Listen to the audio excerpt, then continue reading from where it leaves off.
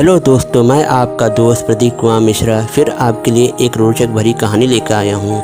दोस्तों, आज की हमारी कहानी चक्रवात पे है कि चक्रवात कैसे बनता है, कहाँ आता है और किस तरीके से यह विनाश करता है, और इस बात को एक गांव के आदमी ने कैसे समझा और पूरे गांव के लोगों को समझाया और पूरे गांव को बचाया। दोस्तों, अगर आप लोग की यह कहानी या बात आप लोग को ना पता हो, मेरे इस वीडियो को, मेरे इस कहानी को पूरा सुनिएगा। उम्मीद है आपको पसंद आएगा।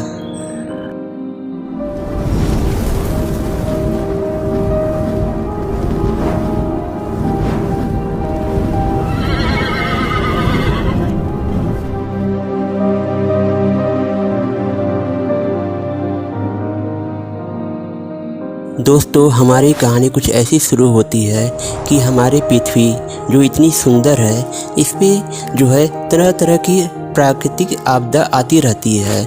उन्हीं में से एक आपदा का नाम है चक्रवात, जो है समुद्र के जरिए आता है और काफ़ी विनाशकारी होता है। चक्रवात हमेशा जो है समुद्र में ही बनता है और वहाँ से ही आगे बढ़ता है। नमी जो होता है इसका ईंधन की तरह काम करता है, इसे बड़ा करता है।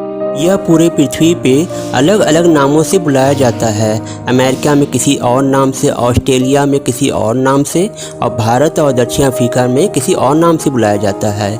इसके आने की सूचना जो है हमें जो है पहले नहीं पता चलती थी, लेकिन हमारी वैज्ञानिकों ने जो है सैटेलाइट के जरिए इसके आने की जानकारी हमें पहले ही मिल जाती है। एक बार की बात है, हमारे भारत देश जो कि इतना सुंदर है, इसमें जो है एक नारायणपुर नाम का एक छोटा सा गांव था। वह गांव जो था काफ़ी अच्छा था, काफ़ी विकसित था। वहाँ के लोग काफ़ी पढ़े लिखे हुए थे। उस गांव में लोग अपने रोज़मर्रा की सारे काम ठीक से किया करते थे। बच्चे स्कूल में जाया करते थे, ऐसे ही चला करता था।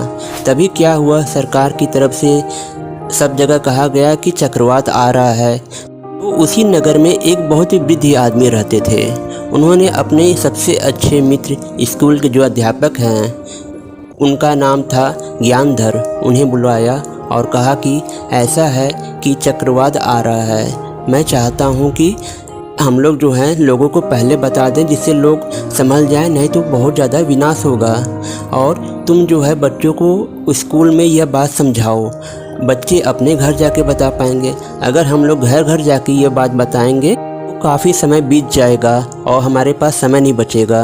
आप जो है अध्यापक हो, आप जो है बच्चों को बताइए और बच्चे जाके अपने घर घर बताएंगे, और इस तरीके से हम लोग अपना गांव और अपने नगर को हम लोग बचा सकते हैं। तो ज्ञानधर जी तैयार हो गए और उसके बाद उन्होंने अगले दिन जब बच्चे पढ़ने आए तो उन्होंने बच्चों को पढ़ाना शुरू किया। तो उन्होंने उस दिन का पढ़ाने का टॉपिक यही रखा, चक्रवात। तो बच्चों ने बड़े आश्चर्य से पूछा कि चक्रवात क्या होता है। तब अध्यापक ज्ञानधर ने बड़े गंभीरता से बच्चों को चक्रवात के बारे में बताना शुरू किया। और तब उन्होंने कहा कि यह चक्रवात जो है ये समुद्र में तैयार होता है। तो बच्चों ने कहा, ये समुद्र में कैसे तैयार होता है? तो उन्होंने कहा, रुको मैं तुमको जो है मैप के ज़रिए समझाता हूँ। और उसके बाद उन्होंने एक वीडियो चालू किया और बच्चों को बताना शुरू किया। तब उसमें जो है कि उन्होंने ये बताया, हमारी जो पृथ्वी है उसमें जो भूमध्य रेखा है, यह जहाँ जहाँ से गुजरती है वहाँ पे सूर्य का प्रकाश सीधा आता है। और जब यह प्रकाश जो है समुद्र में पड़ता है तो वहाँ का पानी धीरे धीरे करके गर्म होने लगता है। और जब पानी गर्म होता है तो पानी जो है जलवाष्प बन जाता है और भाप की तरह धीरे धीरे करके ऊपर जाने लगता है।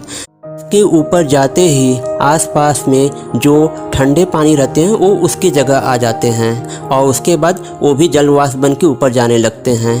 और जैसे ही ऊपर जाते हैं वो छोटे छोटे बादल के कण बनने लगते हैं। उससे क्या होता है कि उस समुद्र में उस जगह का तापमान और तेज़ी से बढ़ता है। यह सवाल उठता है कि चक्रवात आखिर में हम लोग को गोल गोल घूमता हुआ क्यों दिखाई देता है? इसका जवाब यह है कि हमारी पृथ्वी घूमती रहती है और उसके घूमने की वजह से जो वह एक बड़ा गोले के आकार का ले लेता है। यह आकार छोटा भी होता है, बड़ा भी होता है और मध्यम वर्ग का भी होता है। उसके बाद यह जो है धीरे धीरे करके मैदानी इलाकों की तरफ बढ़ना शुरू कर देता है। और जो समुद्र की जो ये नमी होती है यह इसको ईंधन की तरह काम करती है, जो कि इसको लगातार बड़ा बनाती चलती है और इसे ताकत देती रहती है और ये तेज़ी से बढ़ता है। जैसे ही ये समुद्र के किनारे इलाकों में पहुंचता है इसकी धीरे धीरे करके रफ्तार कम होने लगती है, क्योंकि जो है इसको ज़मीन से नमी नहीं मिल पाती है। लेकिन यह जब तक शांत होता है, रुकता है, तब तक ये बहुत ज़्यादा विनाश कर चुका रहता है, क्योंकि इसकी गति बहुत तेज़ होती है। जनमान का काफ़ी नुकसान होता है, लोग काफ़ी इससे परेशान हो जाते हैं, काफ़ी बारिश होती है, काफ़ी पेड़ टूट जाते हैं। यह जो चक्रवात होता है ये जब छोटा आता है तो सिर्फ बारिश होती है, उससे बड़ा आता है तो जो है कि लोग जो है कि घरों के अंदर रह के सुरक्षित रह सकते हैं। लेकिन अगर जब बड़ा वाला चक्रवात आता है तो घर भी टूट जाते हैं। उस समय सिर्फ ज़मीन के अंदर घर बना के ही बचा जा सकता है इससे। फिर अध्यापक ज्ञानधर ने बच्चों को समझाया और बच्चों के सारे सवालों के जवाब दिए और कहे कि तुम लोग अपने घर जाके सबको यह बात बताना। बच्चे आए और सबको घर में जा के बताने लगे। किशन जब अपने घर में जाके ये सारी बातें बताएं तो उसके परिवार वाले बात मान गए और लोगों को सजग करने लगे। लेकिन राकेश जो था वो थोड़ा सा मनमौजी किस्म का था। वो जो कहा अध्यापक जी बेकार कर रहे हैं, कोई बात में सच्चाई नहीं है, और वो किसी को नहीं बताया। और जब उसके बाद चक्रवात आया तो किशन के घर वाले तो बच गए, लेकिन राकेश की तो हालत ख़राब हो गई। लेकिन उसे अंत में अपने अध्यापक की बात याद आई और तुरंत उसने घर में भाग के अपनी जान बचा ली। और उसके बाद जब चक्रवात चला गया और आपदा टल गई तब उसने स्कूल में आके अपने अध्यापक का धन्यवाद किया। दोस्तों, इस तरीके से अध्यापक के ज्ञान के द्वारा ही लोगों की जान बच सकी और लोगों का और उस गांव के, उस नगर के लोगों का सुरक्षा हो पाई। दोस्तों, इस तरीके से मेरी ये कहानी और बात यहीं पे समाप्त हो जाती है। उम्मीद है आपको पसंद आई होगी। दोस्तों, अगर आप लोग को पसंद आई हो इसे ज़्यादा से ज़्यादा लाइक करें, शेयर करें और मेरे चैनल को सब्सक्राइब करें। बेल आइकन को ज़रूर दबाइएगा, नहीं तो मेरे आने वाली कहानी को नोटिफिकेशन आप लोग को नहीं मिलेंगे। दोस्तों, आप लोग खुश रहिए, सदा साथ रहिए, एक दूसरे का पूर्ण सहयोग करिए। मेरी अगली कहानी का इंतज़ार करिए। मैं फिर मिलूँगा आपके लिए एक रोचक भरी कहानी लेके।